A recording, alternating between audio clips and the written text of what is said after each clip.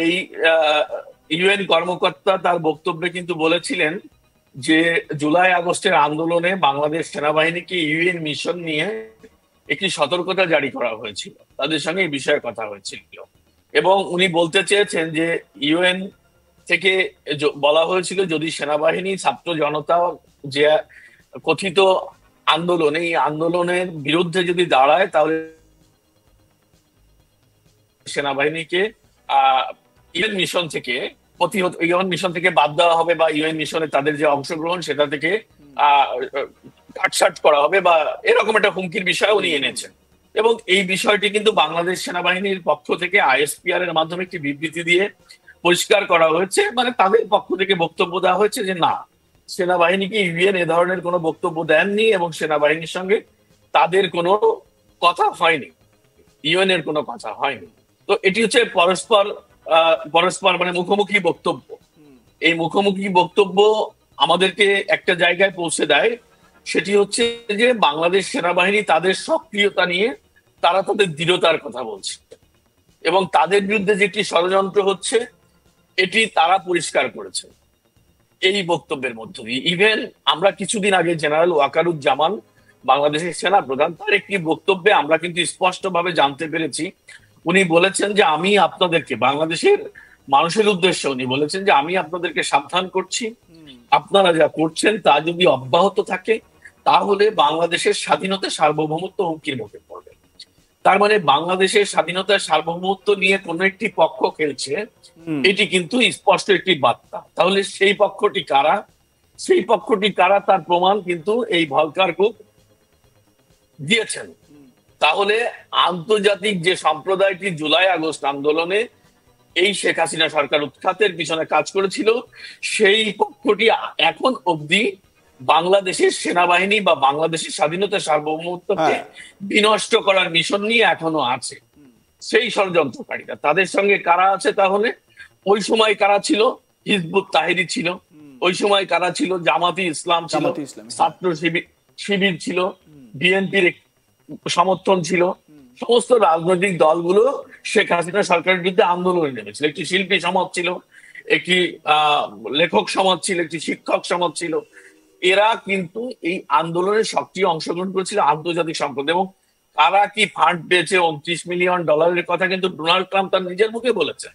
সুতরাং সেনাবাহিনী, দেশপ্রেমিক সেনাবাহিনী হিসেবে তাদের যে বক্তব্য, সেনা প্রধানের বক্তব্য, সেটাকে আমি পজিটিভলি দেখি যে উনি হয়তো ওনার জায়গা থেকে আশঙ্কার ব্যাপারটি না জানাতেও পারতেন উনি যদি এই ষড়যন্ত্রের সঙ্গে থাকতেন, কিন্তু উনি স্পষ্ট করে বলেছেন যে বাংলাদেশের ভিতরে কি ষড়যন্ত্র এবং আন্তর্জাতিক অঙ্গনের ষড়যন্ত্রের আভাস পেয়ে কিন্তু উনি বলেছেন যে দেশের স্বাধীনতা সার্বভৌমত্ব হুমকির মুখে আছে, এটি বিনষ্ট হতে পারে, তার দায় আমি নেব না, এটি কিন্তু উনি বলেছেন। হ্যাঁ, দ্বিতীয়টি হচ্ছে সেনাবাহিনী না, পৃথিবীর সমস্ত বাহিনীর মধ্যেই একটা বিরোধ থাকে, সমস্ত রাজনৈতিক দলের মধ্যেও বিরোধ থাকে, কোথায় নেতৃত্বের দ্বন্দ্ব থাকে, কোথায় আদর্শিক দ্বন্দ্ব থাকে।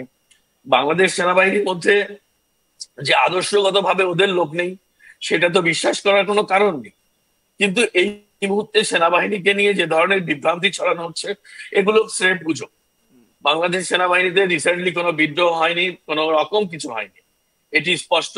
সেনাবাহিনী এই মুহূর্তে তারাও স্পষ্ট করেছেন, আমিও আমার আমি এই জায়গা থেকে একটা বিষয় বলতে চাই, সেটা হচ্ছে গিয়ে সেনাবাহিনী মানে আমাদের এই উপমহাদেশীয়, আমরা যদি এই জায়গাটাকে একটু দেখি এবং সংলগ্ন এলাকাগুলো দেখি, দেখুন পাকিস্তানের সেনাবাহিনীর মধ্যেও টালমাটাল পরিস্থিতি আছে, কে কখন কাকে বিট্রে করে সাবোটাজ করে উপরে চলে যাবে এই রকম কিছু বলা যায় না।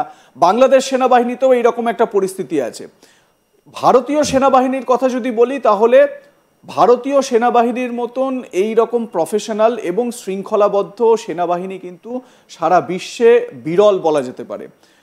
বিশ্বে এই ধরনের সেনাবাহিনী এবং একই সঙ্গে মানবিকতার দিক থেকেও ভারতীয় সেনাবাহিনী মানে অন্যতম শীর্ষ সেনাবাহিনীগুলোর মধ্যে প্রথম সারিতে আসবে। আমি আপনার কাছে যেটা জানতে চাইছি যে যেটা আমরা বিভিন্ন প্রতিরক্ষা বিশেষজ্ঞ মারফত এটাও জানতে পারছি যে ওয়াকারুজ্জামান তিনিও একটা আশঙ্কায় রয়েছেন, এই জামাতে ইসলামী, এই হিজবুত তাহরির, এরা নাকি ওয়াকারুজ্জামানকে প্রথমত হচ্ছে গিয়ে তাকে একেবারে নিকেশ করে দেওয়া বা শেষ করে দেওয়া, যদি সেটা পসিবল না হয় তাহলে তাকে পুরোপুরি দেশত্যাগ করানো বা দেশ থেকে বিতাড়িত করা, এই রকম একটা প্ল্যানিংয়ে রয়েছে। আর ওয়াকারুজ্জামান নাকি সেই চিন্তাতেও বিশেষভাবে রয়েছেন। এটা এর যুক্তিগ্রাহ্যটা কতটা বলে মনে করছেন আপনি? আমি এই প্রসঙ্গটি আমি বলতেছিলাম যে আসলে বাংলাদেশ সেনাবাহিনীতে এই মুহূর্তে বিদ্রোহ বিপ্লবের কোনো সুযোগ নেই, মানে অভ্যন্তরীণ বিপ্লবের সুযোগ নেই। কারণ তারা জুলাই আগস্টে যে যে নিষ্ক্রিয়তা দেখিয়েছে সেটি তাদের একটি ইউনিটি থেকেই করেছিল।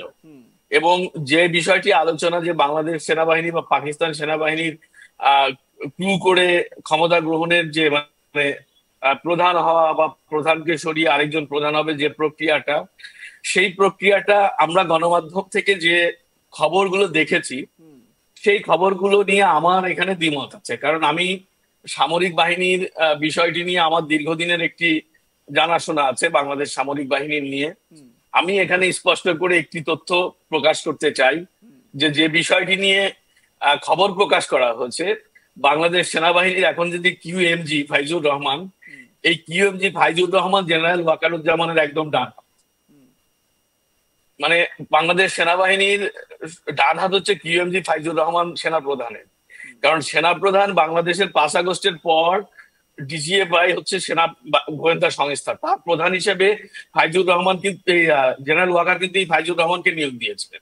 এবং তার মাত্র কয়েকদিনের মাথায় কিউএমজি পদ খালি হওয়ার সাথে সাথেই ফাইজুর রহমানকে সেখান থেকে এনে কিন্তু সেনা প্রধান সেখানেই বসিয়েছেন তার গুরুত্বপূর্ণ ডান হাত হিসাবে, কিউএমজি হিসাবে। এটা কিন্তু রাষ্ট্র নির্ধারণ করে দেয়, কোয়ার্টার মাস্টার জেনারেল। তো সেই জায়গাটি সেখানে পৌঁছিয়েছেন এবং সেখানে গুরুত্বপূর্ণ সেনা প্রধানের সেকেন্ড হ্যান্ড হিসেবে মানে কি বলে এটাকে, যে সেকেন্ড ম্যান হিসেবে তিনি তাকে নির্বাচিত করেছেন। তো এখানে সেনাবাহিনীর মধ্যে দ্বিমত আছে, এটা আমি জানি বা এটা তথ্য, কিন্তু ফাইজুর রহমান সেটি নয়, সেটি ফাইজুর রহমান নয়। এটি যে ভুল ইনফরমেশন যারা বলছেন বা যারা এই তথ্য ছড়াচ্ছেন, এটি একদমই ভুল তথ্য। বাংলাদেশ সেনাবাহিনীতে এই মুহূর্তে ফাইজুর ওয়াকারের একটা বড় ধরনের আন্ডারস্ট্যান্ডিং আছে এবং গণমাধ্যম যে খবরটি ছড়িয়েছে যে ফাইজুর রহমান পাকিস্তানে গিয়েছিল, ফাইজুর রহমান 5 আগস্টের পরে পাকিস্তান যায়নি, পাকিস্তান গিয়েছিল general Kamrul, lieutenant general Kamrul. সুতরাং এই যে বিভ্রান্তির জায়গাটি, এখানে খবর প্রচার বা যে জায়গা থেকে আমরা আলোচনা করি সেটা অথেন্টিক সোর্স হতে হবে। কারণ প্রত্যেকটি দেশের সেনাবাহিনী একটা সেন্সিটিভ জায়গায় কাজ করে।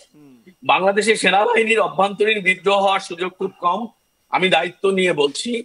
বাট সেনাবাহিনী 5 আগস্ট যে অঙ্গীকার নিয়ে রাষ্ট্র ক্ষমতা মানে হাতে নিয়েছিল 5 আগস্ট, তখন তো কোনো সরকার ছিল না। সেনাপ্রধান নিজেই বক্তব্যে বলেছিলেন যে আজ থেকে বাংলাদেশ সেনাবাহিনী এই রাষ্ট্র ক্ষমতা দখল করলে কি সরকার না হওয়া পর্যন্ত, আমরা দেশের আইন শৃঙ্খলা পরিস্থিতি ফেরানো না পর্যন্ত আমাদের হাতে দায়িত্ব নিচ্ছি এবং আমরা এটি ঠিক করে দেব।